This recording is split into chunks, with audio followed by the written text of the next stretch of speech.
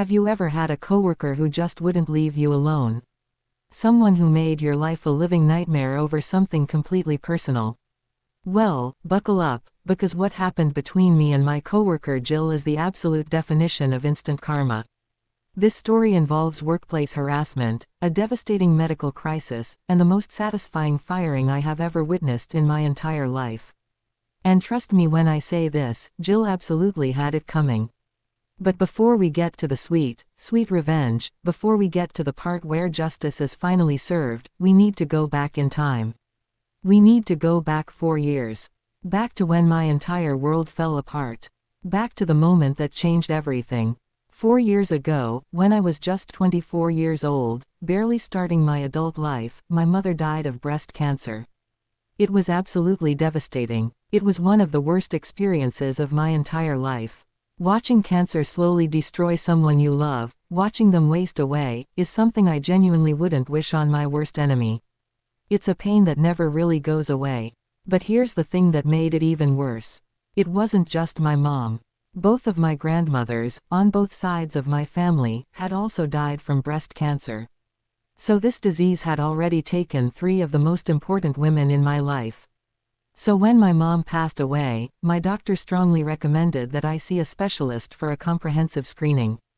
Just to be safe. Just to check. Just to make sure I wasn't at risk too.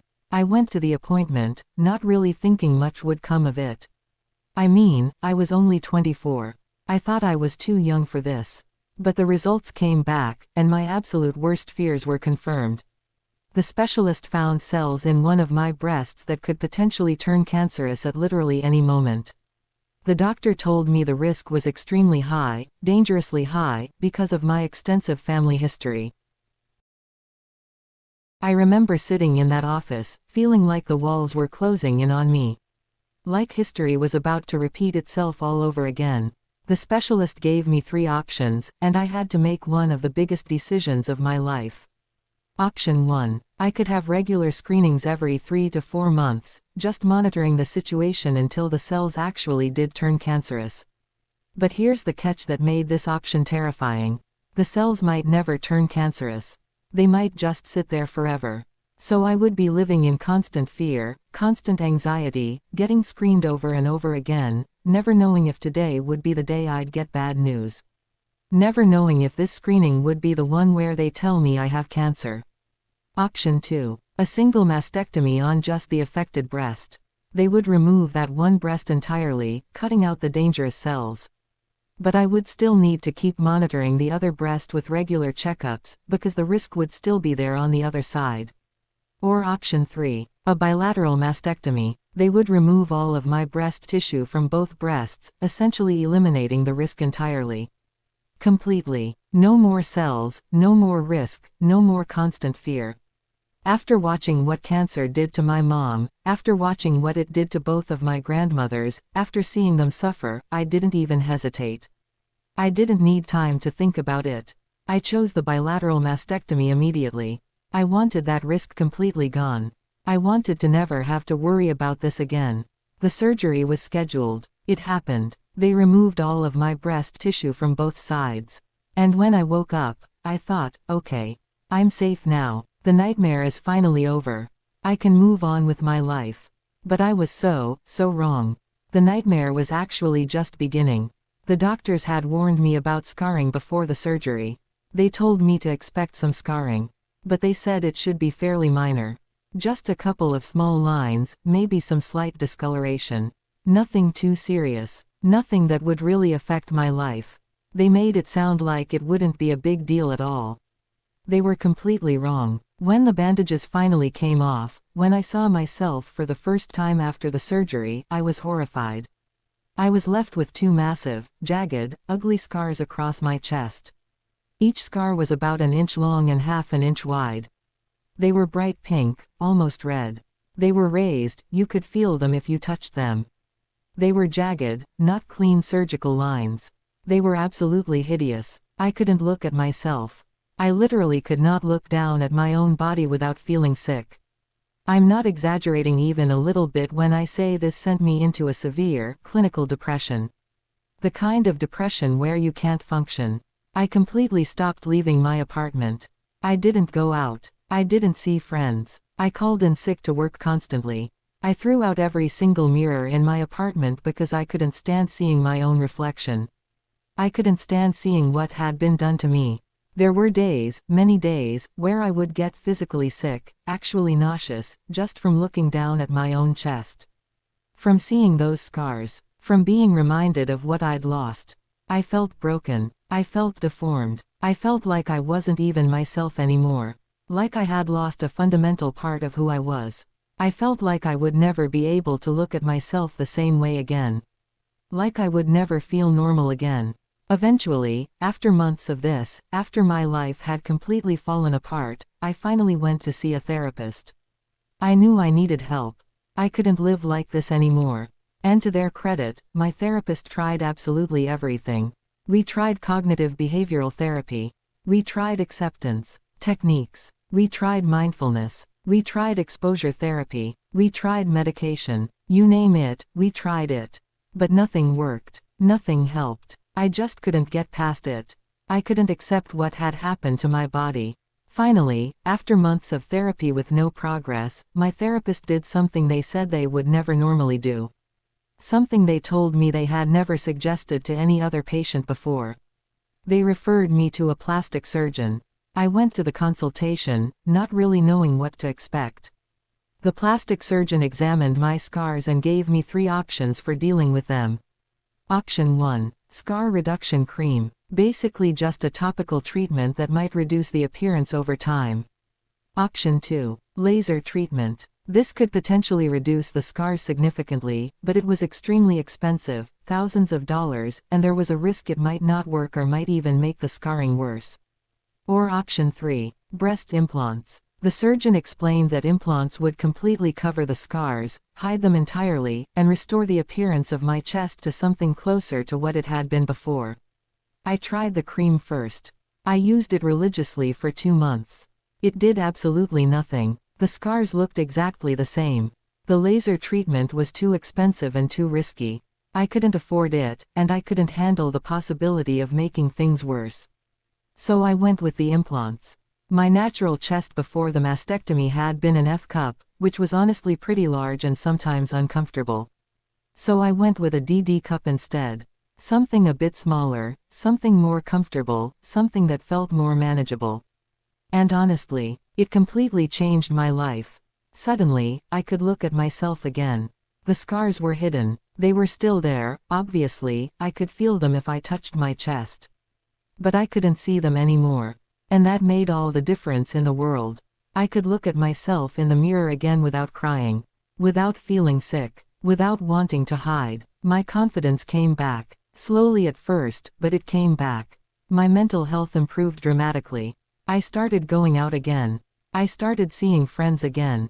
I started living my life again. I know people say you shouldn't put so much value on your physical appearance.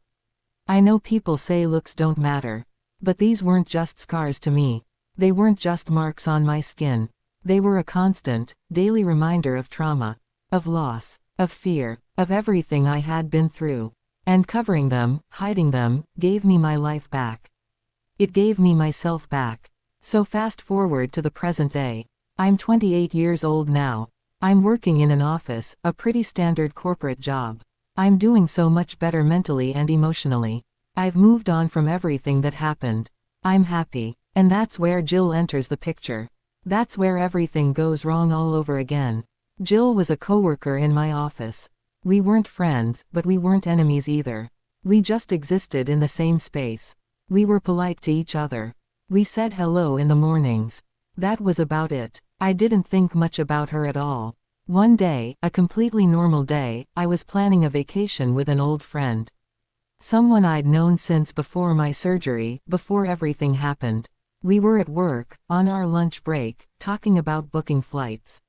And my friend made a casual joke about me flying with implants. Just a lighthearted, silly comment between friends. The kind of joke friends make with each other all the time. Jill overheard. She was walking past our table. And apparently, that was all she needed to hear. By the end of that workday, by 5 p.m., the entire office knew I'd had a boob job. And I mean the entire office. About half a dozen people came up to me separately, at different times, and every single one of them confirmed that Jill had personally told them. Jill had gone around the office, specifically spreading this information, making sure everyone knew. But here's the thing that made this so much worse. She only told them I'd had a boob job. She only told them I had implants. She didn't know why. She didn't know about the cancer scare. She didn't know about the mastectomy. She didn't know about the scars, the depression, the trauma. She didn't know any of the context. She just knew I had implants. And apparently, that was enough for her to turn me into office gossip. To turn my private medical history into entertainment. And that's when the comments started. That's when Jill decided to make me her personal target. Over the next 3 months, Jill made it her personal mission to comment on my chest at every single opportunity she could find. To mock me. To make jokes at my expense. She called me more plastic than Barbie multiple times. She said I was fake in 2 ways, implying both my appearance and my personality were fake. One of my coworkers pulled me aside and told me that Jill had referred to me as a sack of silicone behind my back when I wasn't around. I honestly don't know what her problem was with me. I genuinely don't understand what I did to make her hate me so much. At one point during her comments, she mentioned the NHS, the National Health Service. So my best guess is that she thought I'd gotten my implants for free on taxpayer money. She probably thought I was abusing the system or something. Which, for the record, I absolutely did not do. The mastectomy itself was covered by the NHS because it was a medical necessity. But I went completely private for the therapy and the implants. I paid for those out of my own pocket. I asked her to stop. I asked her multiple times, over and over.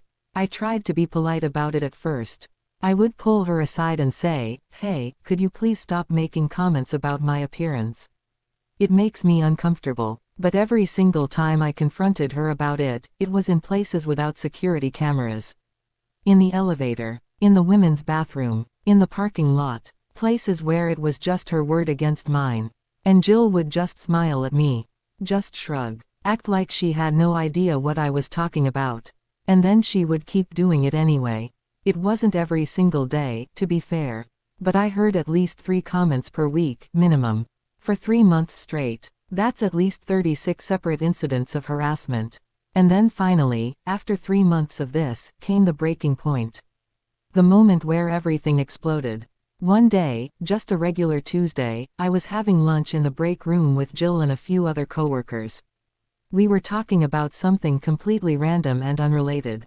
I don't even remember what the conversation was about. At one point, I used the word shallow to describe something. I think I was talking about a movie or a TV show. Jill looked directly at me, made eye contact, gestured obviously toward my chest with her hand, and said, loud enough for the entire table to hear, "You'd know all about being shallow, wouldn't you?"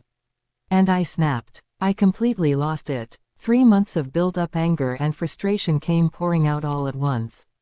I looked her dead in the eyes and said, "Do you want to know why I have these? Do you actually want to know the real reason?" She started to say something, probably another joke, but I cut her off. I said, "A few years ago, doctors found potentially cancerous cells in my breast tissue. After watching my mother and both of my grandmothers die from breast cancer, I was advised to get a bilateral mastectomy to remove the risk entirely. The surgery left me with huge, ugly, jagged scars across my chest. Scars that sent me into such severe depression that I threw out all my mirrors and couldn't leave my apartment for weeks. I went to a therapist, who sent me to a cosmetic surgeon, who advised implants to cover the scars so I could look at myself without wanting to die. So maybe, just maybe, the next time you want to judge someone for having cosmetic surgery, you should ask them why they had it first instead of spending 3 months mocking them for it." The entire table went completely silent. You could have heard a pin drop. I picked up my lunch, stood up, and walked out of the break room. For the rest of that day, my office was completely split down the middle. About a third of my coworkers came up to me privately and offered their support. They told me Jill had gone way too far. They said they were glad I'd finally called her out. They said they'd been uncomfortable with her comments for weeks but hadn't known what to do. But the other 2/3. They told me Jill was just joking around. That I was being overly sensitive. That I was being a bitch. That I should learn to take a joke. I told every single one of them the same thing. I said, Jill spent 3 months being a bitch to me. I spent 30 seconds being a bitch back. We are not the same. And then, at 4:30 p.m., I got an email. It was from our. They wanted to see me first thing the next morning to discuss a hostile work environment. The email was signed by Debbie. And I knew exactly who Debbie was. She was Jill's close friend in our. I knew immediately what had happened. Jill had reported me. After 3 months of harassing me, after everything she'd said and done, she had reported me to HR for finally defending myself. I went home that night knowing I had to prepare. I had to be ready. Because if Jill's friend was handling this, I was going to get fired. There was no doubt in my mind. So I spent that entire evening gathering evidence. Building my case. Preparing for war. First, I dug out my employment contract from when I was hired. I flipped through it page by page until I found the complaints section. And there it was. A clause that said I had the contractual right to request an impartial overseer if I felt my assigned HR representative was biased or had a conflict of interest. I photocopied that specific page and highlighted that exact clause. Then I opened Facebook Messenger and sent messages to every single person who had offered me support earlier that day. I asked them, do you remember what Jill said about me? Would you be willing to write and sign a statement about what you heard and when? Not everyone was willing to help. I get it. Jill had friends in HR and management. People were scared of retaliation. Scared of losing their own jobs. But out of the 20 people I messaged, 16 of them said yes. 16 people were willing to help me. I stayed up late that night. I gave each person a simple template. I told them what information I needed. Names, dates, times, quotes, witnesses. By the next morning, early, before the HR meeting, I had collected 16 signed and printed letters from 16 different coworkers. Each letter detailed specific things Jill had said about me. Each letter included approximate dates and times. Each letter was signed at the bottom. And some of those letters included information I hadn't even known about. Apparently, Jill hadn't just been targeting me. She had made fat-phobic comments about one coworker's weight. She had made an anti-Semitic comment about another coworker's nose. She had been harassing multiple people in the office, and I had just been the one who finally snapped. The next morning, I walked into the HR office at exactly 10 a.m. with my folder of evidence tucked under my arm. I was terrified. My hands were shaking. But I was ready. Debbie stood up from her desk, ready to lead me into a private conference room for the meeting. I immediately turned to the other HR worker sitting at the other desk. I looked directly at her and said, "So is my meeting with you, then?" Debbie said, "No, you're meeting with me." I pulled out my photocopied contract page and said, "My contract states that I have the right to an impartial overseer for any complaints. And since Jill, the person who filed this complaint, is a close personal friend of yours, I don't believe you can be impartial." Debbie's face turned bright red. She looked absolutely furious. She stomped off to get her supervisor. The supervisor came back with her. He asked me directly how I knew Debbie couldn't be impartial. I explained, calmly and clearly, that Jill and Debbie were close friends outside of work. That they went to lunch together. That I had seen them together at company events. The supervisor turned to Debbie and asked if this was true. Debbie could only manage to say, "I can be impartial." She couldn't deny it. She couldn't say we weren't friends. The supervisor took a deep breath. He brought in the other HR representative. And all four of us, me, Debbie, the supervisor, and the other HR rep, went into the conference room together.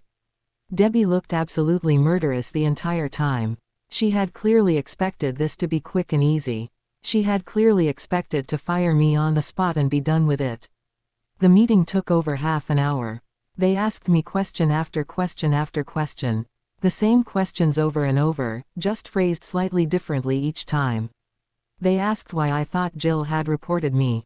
I explained that Jill had been harassing me about my appearance for 3 solid months. They asked why I hadn't come to HR sooner if I was being harassed. I said I hadn't had an issue with Jill initially. She was the one who had an issue with me. They asked what that issue was.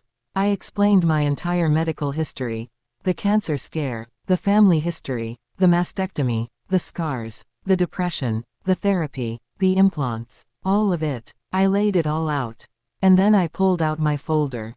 I handed them the 16 signed letters. I watched their faces change as they read them. As they realized this wasn't just a one-time incident.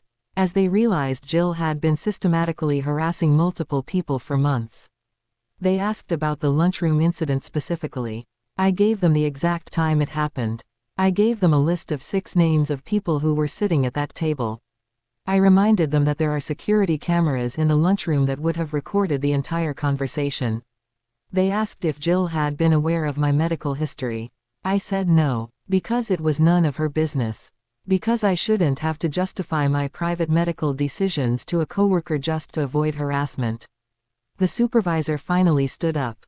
He shook my hand. He thanked me for my time. He said they would review all the evidence and get back to me with a decision. I went back to my desk. I pulled up my resume. I started updating it. I started looking at job postings. I was absolutely convinced I was about to be fired. About an hour later, people started getting called into our. One by one. First, they called in the people who had been at the lunch table. Each one was gone for about 10 minutes, then came back. Then they started calling in the people who had written letters. Each one gone for 10 to 15 minutes. Jill sat at her desk the entire time, watching. Getting more and more nervous with each person who got called in. Finally, after everyone else had been interviewed, they called Jill in. She was gone for 30 minutes. When she came back, she was absolutely fuming. Her face was red. Her hands were shaking. She was furious. She glared at me while she packed up her desk. Just stared at me with pure hatred. And then she started telling everyone within earshot, anyone who would listen, that I had gotten her fired. That I had ruined her life. That this was all my fault. At 5 p.m., right as everyone was getting ready to leave for the day, I got an email from our. The subject line said, "Case closed." The body of the email said my complaint had been reviewed. All allegations against me had been dismissed. The matter was resolved. Jill was gone. Her desk was empty. So yeah, Jill spent 3 months harassing me. She reported me to HR when I finally stood up for myself. She tried to get me fired. And instead, she's the one who lost her job. The lesson here is simple. Don't judge people for their appearance. You never know what they've been through. You never know what private struggles they're dealing with. And if you're going to be a workplace bully, you better make sure you're not doing it in front of 16 witnesses who are willing to testify against you. What do you think? Did Jill get exactly what she deserved? Or did I go too far? Let me know in the comments below. And if you enjoyed this story of workplace justice and instant karma, hit that like button and subscribe for more revenge tales that'll make your day. Thanks for watching, and I'll see you in the next one.